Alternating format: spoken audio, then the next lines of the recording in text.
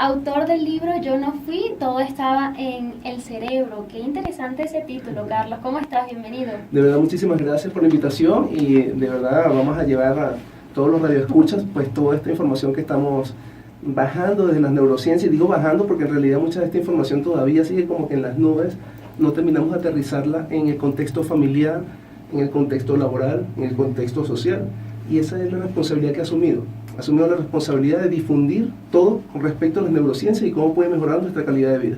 Sí, justamente te iba a preguntar sobre ello, porque me llamó mucho la atención que desde ya hace algunos años atrás empiezas a difundir este tema de las neurociencias. Me dices que es una responsabilidad, pero ¿por qué se ha convertido en la responsabilidad de Carlos Guía?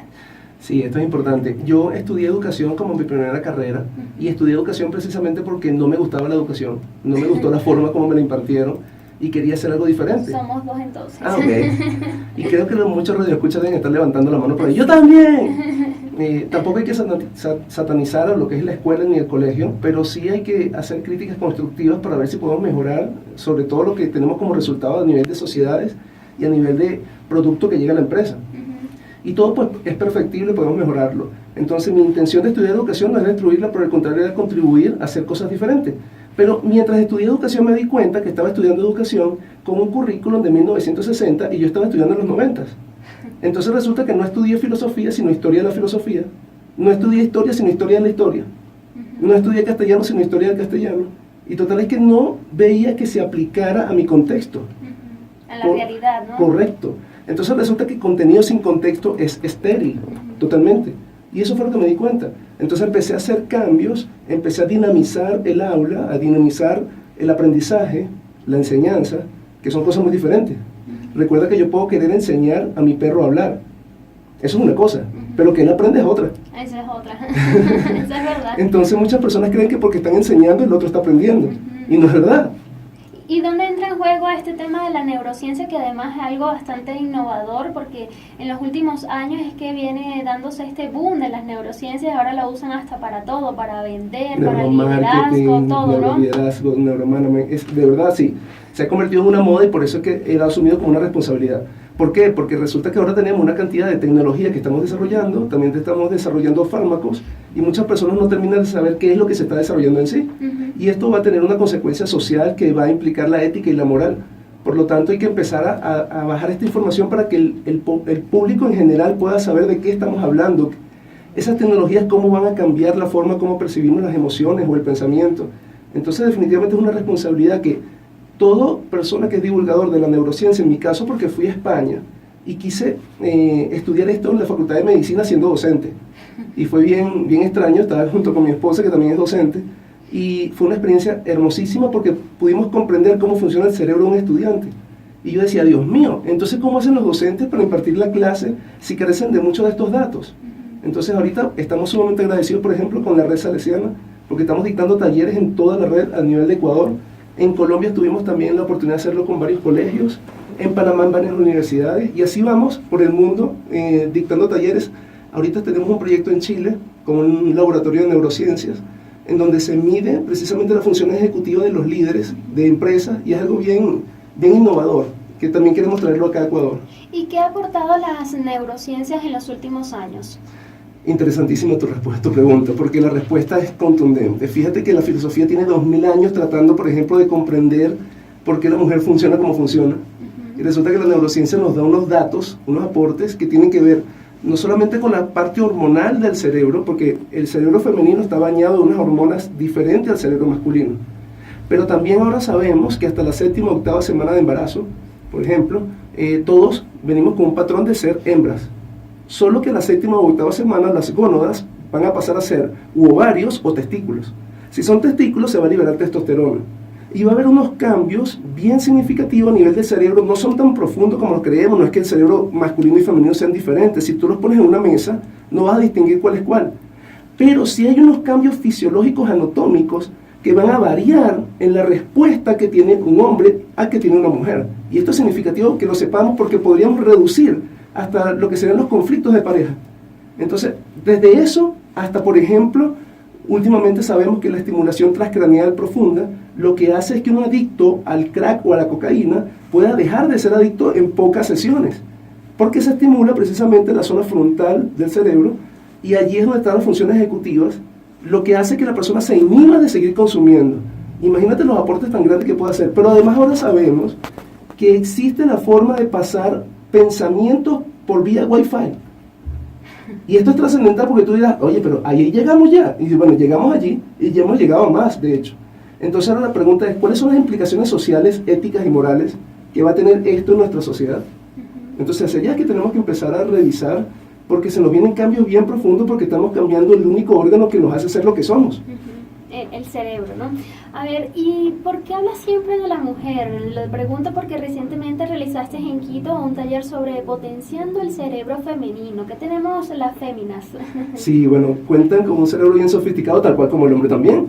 Lo único es que eso fue a consecuencia del Día Internacional de la Mujer, pero fíjate que no me leíste el subtítulo. El subtítulo dice, es un taller que todo hombre debe asistir. Sí, es verdad. Pero cuéntanos un poco al respecto, ¿no? Sí. Hoy sabemos, gracias a las neurociencias, que hasta, como te dije, la parte hormonal varía. Recuerda que tú tienes dos cromosomas X, yo tengo un X y un Y, y ese cromosoma Y empieza a hacer la diferencia. Pero además de eso te dije también lo de la testosterona, por lo tanto mi cerebro está bañado con unas hormonas diferentes al tuyo. ¿Qué significa esto? Y además a eso sumemos los cambios fisiológicos anatómicos pequeños. Por ejemplo, mi unión temporoparietal, que es una zona específica del cerebro, es mucho más grande en los hombres que en las mujeres. ¿Qué ocasiona eso? Que nosotros siempre queremos ir como que la solución del conflicto. Entonces, ustedes no. Entonces, ¿qué pasa con esto? Tú, por ejemplo, yo te veo que estás triste y yo enseguida se me activa esa zona, que es la unión temporoparietal, y digo, hey, ¿pero qué te pasa? ¿Tú no sabías que 2 más 2 son 4, 4 y 2 son 6, 6 y 2 son 8? ¿Por qué tú estás triste? Ya lo solucioné. Entonces resulta que te pasé de la tristeza a la ira. Porque tú no querías que te solucionara nada, tú lo que querías era ser sentida y escuchada, porque tú tienes más desarrollado lo que se llaman las neuronas espejo. ¿Qué significa eso? Que si tú me ves triste, no solamente te identificas que estoy triste, sino que te contagia con mi tristeza. Y no intentas solucionar nada. Entonces un hombre que esté, por ejemplo, ducho en lo que es la neurociencia, informado en lo que es neurociencia, pues no va a cometer ese error. Aunque biológicamente me lleve a la solución, yo debería hacer 2 preguntas que a ustedes las descolocaría. La primera pregunta, si yo te veo triste, te diría, hey, ¿pero qué sientes? Y tú empiezas, esto, aquello, lo otro, y lo otro, y me das todo el cuento. Y luego tengo una pregunta que seguramente te va a encantar y es, ¿qué piensas hacer? Empezarías a contarme una cantidad de cosas. Al final no llegaríamos a la solución, pero te sentirías muy rico, porque has logrado desahogar esas emociones. Por lo visto tú tienes una muy buena relación de pareja, ¿no? Creo que vamos a tener que invitarte nuevamente para hablar sobre ese tema de relaciones de pareja desde el cerebro. Un reto, está bien. Mira, nos han escrito desde el 098-924-1277 y recuerden que también está disponible la cabina 2220-966 y dice, ¿podría explicar este tema de la neuroplasticidad del cual habla en su libro? Sí, cómo no, correcto. Muchas gracias por esa pregunta, porque eso es lo que ahorita tenemos que empezar a profundizar. ¿En qué sentido? Hoy sabemos que no somos totalmente rígidos, que podemos cambiar, que nuestro cerebro cambia, que se transforma, pero ¿qué significa eso? Por ejemplo, imagínate que tienes un plástico en la mano y lo doblas. Este plástico no va a volver a su forma original, sino que queda doblado. Es decir, eso es plasticidad. No va a volver a su forma original, se sigue doblando y doblando y doblando, por lo tanto tu cerebro va cambiando, lo que significa que tus percepciones, tus emociones y tus pensamientos también van cambiando y no vuelven al estado original. Por lo tanto, en la medida que tenemos más conciencia, más información, más habilidades, podemos tener un cerebro que se va transformando a sí mismo, que va a cambiar tu forma de percibir el mundo, de atender el mundo. En este sentido, es importante que empecemos a asumir el rol de ser nuestros líderes en cuanto a la autoplasticidad cerebral. ¿Qué significa eso? Si ya sé que mi cerebro es plástico y ya sé que los taxistas de Londres tienen el hipocampo más grande solo porque estudian todos los mapas de Londres, ¿por qué yo tengo que tener el hipocampo normal que todos los demás? Si ya yo sé que estudiar los mapas de Londres puede cambiar al hipocampo y hacerlo más grande. No me pondré a estudiar los mapas de Londres, obviamente, pero puedo estudiar otros idiomas, puedo estudiar algunos instrumentos musicales, puedo desarrollar otras habilidades. Es más, estudiar una carrera que sea diferente a la mía, tal como lo hice yo, que estudié educación y después me fui a la medicina. Entonces, si empezamos a hacer eso, vamos a ser los líderes de nuestra propia plasticidad cerebral y podríamos hacer cosas, pero muchísimas, porque mira, desde cambiar el pensamiento, vamos a cambiar obviamente las emociones y eso va a cambiar los resultados, nuestro comportamiento, nuestra conducta. La mayoría de la gente se centra en el comportamiento. Por ejemplo, los programas de seguridad basados en el comportamiento fueron hasta ayer. Hoy sabemos que la seguridad está basada en las relaciones, en la organización de esas relaciones. Entonces es cuestión de que vamos cambiando, y a veces también tenemos una parte del cerebro que se resiste al cambio. Ojo, una cosa es estar en la zona de seguridad y otra es la zona de confort. La zona de confort es la que no te deja mover. La zona de seguridad es la que te dice, hey, no hay ninguna amenaza, puedo dar más de mí. Esa es buena, esa es positiva. Pero ella tiene tendencia a llevarte a la que te postra, a la que te dice, estás ahora en zona de confort porque no hay amenaza, quédate ahí, no te muevas. Y voy a tomar tu palabra, Carlos. ¿Cómo sería el cerebro de una persona que durante muchos años se mantiene en la percepción de que ya es vieja y no cambiará, ¿no? Pero sin embargo pasa estas otras cosas que tú mencionas que son interesantes, que de pronto le interesa ver programas de animales o estar pendiente de las plantas, cómo funciona o para qué sirve cada planta, pero por otro lado tú pues le dices algo al respecto de, no sé, su comportamiento o que tiene que disfrutar un poco más la vida o X y te dice, así soy yo y no voy a cambiar. Sí, qué buena tu pregunta, porque me da opción a poder explicar lo que sucede después de los 40 años. De todas las personas, por favor, radio escucha, quiero que presten atención a esto. Todos los que tenemos más de 40 años, lo que debemos hacer es empezar a estudiar otro idioma, empezar a estudiar otro instrumento musical, o si te sabes uno, pues estudia otro, y si no sabes ninguno, empieza a tocar un instrumento musical. Estudia una profesión o oficio diferente a la que tú haces. De esta manera vas a lograr disminuir las posibilidades de que puedas desarrollar algún tipo de demencia o en todo caso Alzheimer. Porque el Alzheimer, lo que tenemos ahorita como asociación es la edad. A mayor edad, mayor riesgo de Alzheimer. Que tiene que ver también con una cuestión de alimentación, que tiene que ver con estimulación cerebral, con una cantidad de factores. Pero sí es importante que después de los 40 quitemos ese viejo mito de que no, ya yo estoy muy viejo, ya yo no voy a cambiar, yo soy así. Es falso. Esa respuesta pertenece al que se encuentra en zona de confort. Ya no de seguridad, sino de confort. Porque es muy fácil para mí decir, no, ya yo estoy viejo, ya yo no puedo hacer más nada. Es la mejor respuesta y me deja enclaustrado en mi zona de confort. A una respuesta diferente sería, yo voy a asumir el reto, y tenemos casos de personas de que después de los 40 años han empezado a tener éxito. Hay uno reciente, por ejemplo, él empezó, después de los 40, empezó a hacer físico-culturismo. Desarrolló sus músculos, desarrolló el modelaje y ahora es un modelo top en Europa y es un tailandés. Y él dice, me estoy disfrutando mi vida ahora. Sí se puede hacer. Lo que pasa es que tenemos una cantidad de pensamientos frenadores, una sociedad que te da unos mensajes de parte de la familia, eso suma la religión y le suma la educación, y pues vas a tener todas las excusas para quedarte sentadito en tu casa. Es así. Tenemos otra pregunta al 098-924-1277. ¿Qué tanto nos podemos reprogramar, siendo que recientemente se cuestiona el tema del libre albedrío? Es decir, ¿es un tema meramente de qué tipo de cerebro tenga la persona? Sí, esto es importantísimo. Qué excelente pregunta. Gracias por esa pregunta.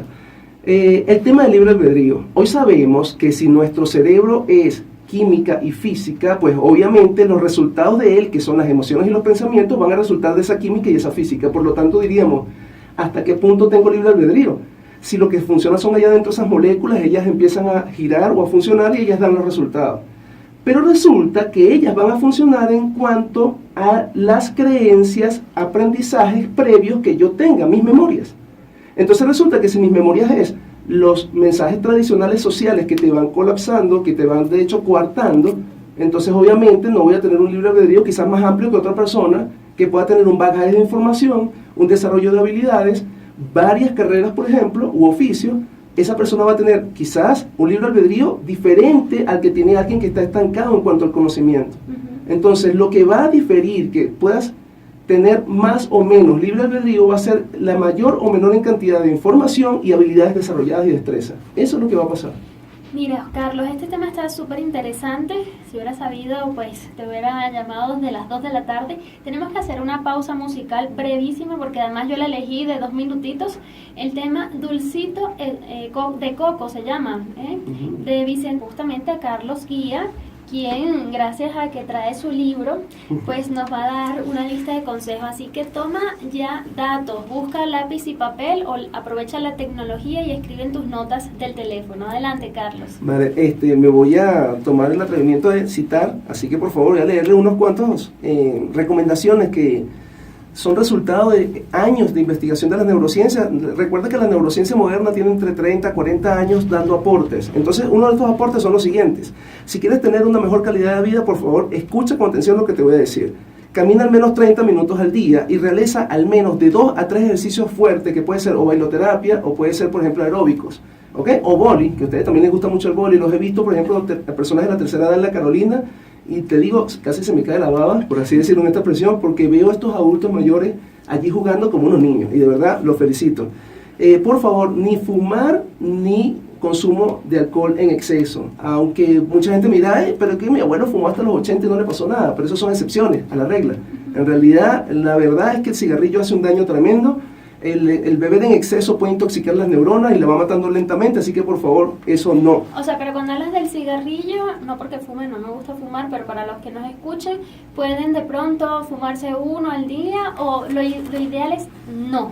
Lo ideal es cero cigarrillo, ni siquiera estar cerca de las personas que fuman, porque eso también te va a traer consecuencias, y esto es importante que lo que te voy a decir. Hoy hemos descubierto que cuando tú fumas, aun cuando no son notorios, hay pequeños infartos dentro de tu cerebro. Lo que pasa es que no se notan, pero es como si hubiesen pequeños estallidos, oye, allá dentro del cerebro, que no son notorios porque no te cambian en la personalidad. No es como un derrame cerebral o accidente cerebrovascular, son de menor grado, pero sí suceden, sí ocurren. Así que por favor, las personas que fuman, es cero cigarrillo y cero estar al lado de personas que fuman, ¿okay? Muy interesante este último consejo, porque a veces nos toca estar en un lugar y alguien está fumando, ¿no? Entonces, evitar. Sí, de hecho, una de las desgracias mayores es que, por ejemplo, en la relación de pareja, cuando uno fuma y el otro no, termina enfermándose rápidamente el que no fuma.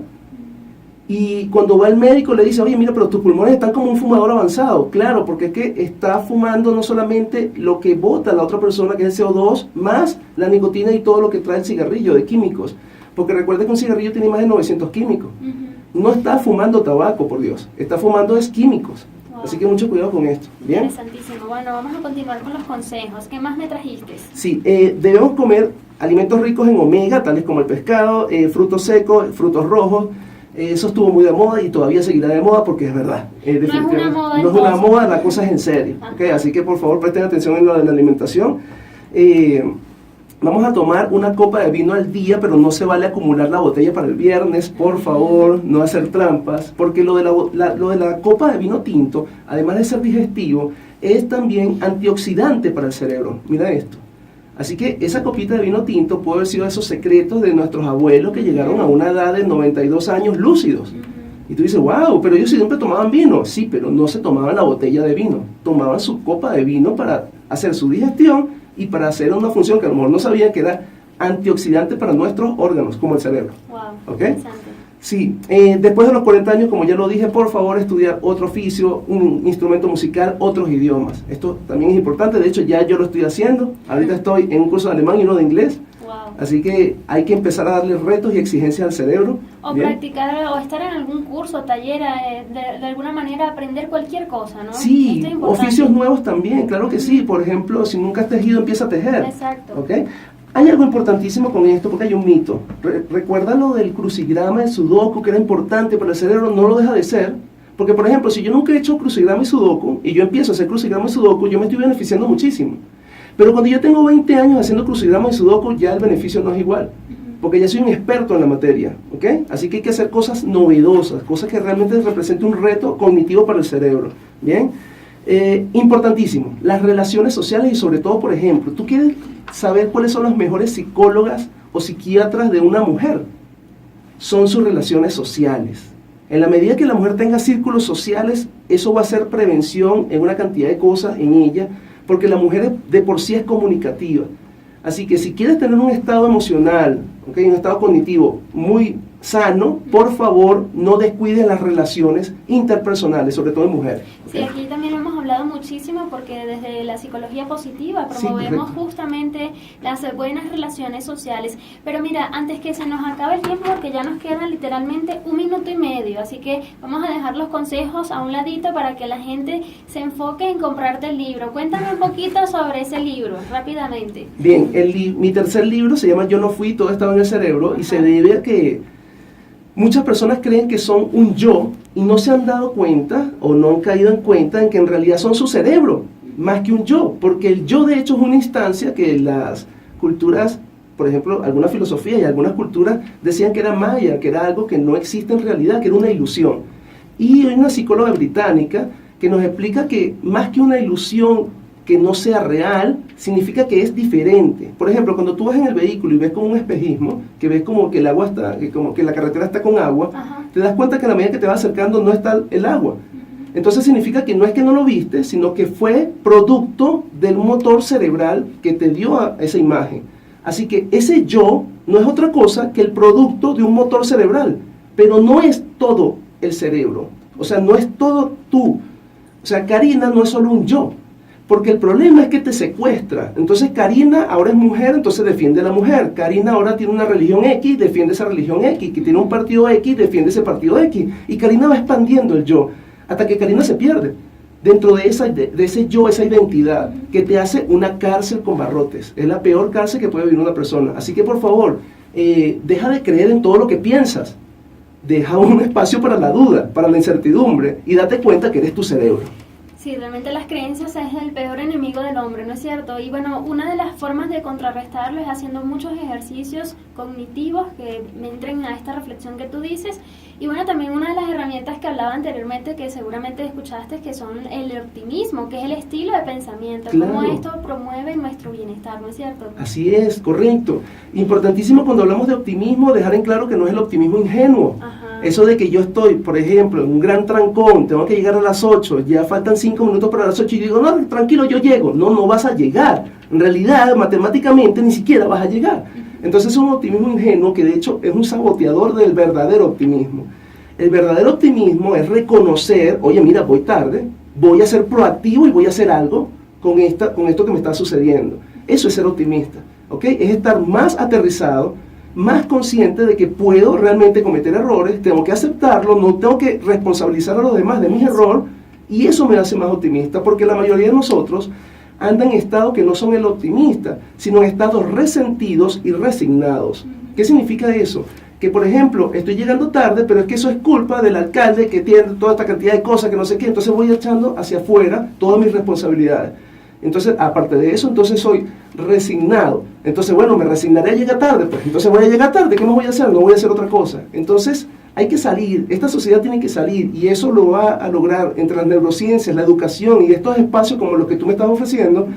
Tenemos que salir de esa creencia de que solamente somos unos resentidos resignados, y debemos ir a ser proactivos, optimistas, resilientes. Hacia allá es que hay que ir. Y estoy seguro que espacios como estos lo pueden permitir. Muchísimas gracias, Carlos, por acompañarnos, pero bueno, danos tus datos para comunicarnos contigo. 2245-244. 2245-244 es un número local de la empresa Dubion, que es la empresa a la que represento aquí en Ecuador.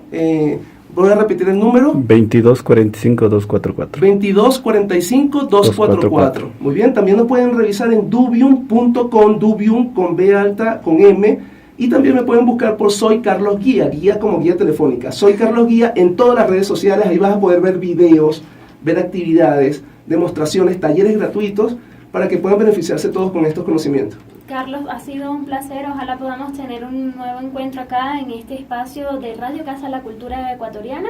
Muchísimas gracias por acompañarnos y bueno, será hasta la próxima. Muchas gracias, Karina, y muchas gracias a todos los radioescuchas por ser receptivos ante esto que es novedoso, porque lo nuevo necesita amigos. Muchas gracias.